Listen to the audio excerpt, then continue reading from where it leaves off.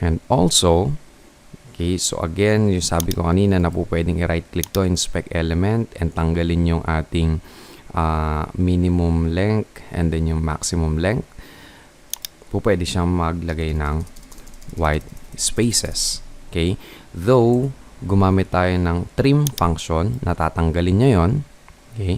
So, we are not catching that dito sa ating validation. Okay, so ang gagawin natin, idadagdag na lang natin siya dito if $sign full name is equal to blank, okay, blank character, or preg-match, magmamatch na dun sa may pattern natin, we will consider that as invalid full name. Okay, so okay na tayo dito sa ating full name. We can now head over to our username, or yes, username muna tayo. Now, ang gagawin natin, we're going to have if statement dito, string length, str length function. Kapag yung string length ng ating $sign username is less than 8. Okay. We will going to say that this is invalid or too short yung ating username.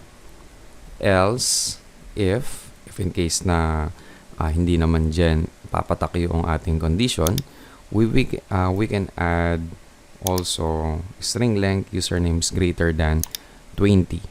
Ayan, so kapag naman sumobra siya dun sa may ating limitation na inilagay, so this one, username is too long. Okay?